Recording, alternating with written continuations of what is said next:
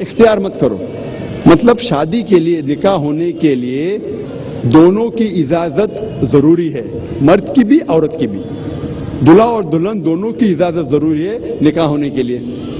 اور ایک حدیث میں محمد صلی اللہ علیہ وسلم فرماتے، صحیح بخاری کی جلد نمبر 7 کتاب النکاح باب نمبر 43 حدیث نمبر 69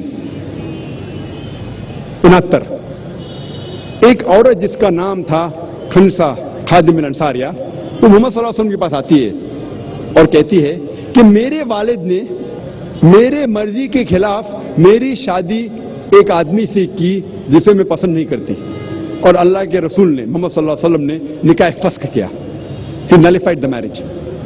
اس کا ذکر احمد بن حنبل میں بھی ہے۔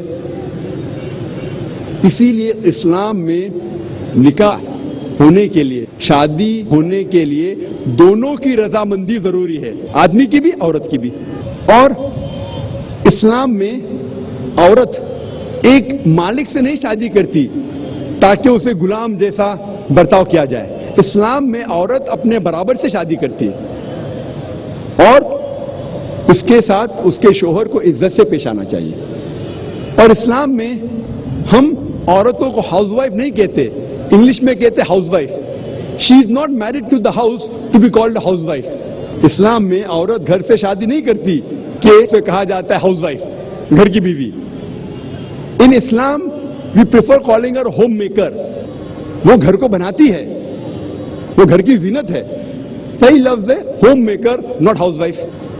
اور اسلام میں اللہ تعالیٰ فرماتے ہیں قرآن مجید میں سورہ بقرہ میں سورہ نمبر 2 آیت نمبر 228 میں کہ عورتوں کے حقوق ویسے ہی ہے جیسے مرد کے ہے، لیکن مرد کا ایک درجہ اونچا ہے۔ یہ آیت کے 3-4 الفاظ کو اکثر لوگ غلط لیتے ہیں اور کہتے قرآن میں لکھا ہے کہ آدمی کا درجہ اونچا ہے، اور کہتے الرجال قوامون علی النساء، اللہ کہتا ہے کہ آدمی عورت سے اونچا ہے، اوپر ہے۔ یہ جو آیت وہ کوٹ کر رہے ہیں وہ ہے قرآن مجید کی سورہ نساء کی آیت، سورہ نمبر 4 آیت نمبر 34 میں اللہ تعالیٰ فرماتے الرجال قوامون علی النساء، یعنی آدمی عورت کا قوام ہے۔ قوام آتا ہے لفظ اقامہ سے، جب صلاح پڑھنے کے پہلے اقامہ ہوتا ہے مطلب سٹینڈ اپ فار، کھڑے ہونا۔ اسی طریقے سے قوام کے معنی اگر آپ تفسیر طبری پڑھیں گے اس میں قوام کی معنی مرد کے لیے ایک ڈگری ایڈیشنل رسپانسبلٹی ہے، ایک ڈگری زیادہ ذمہ داری ہے۔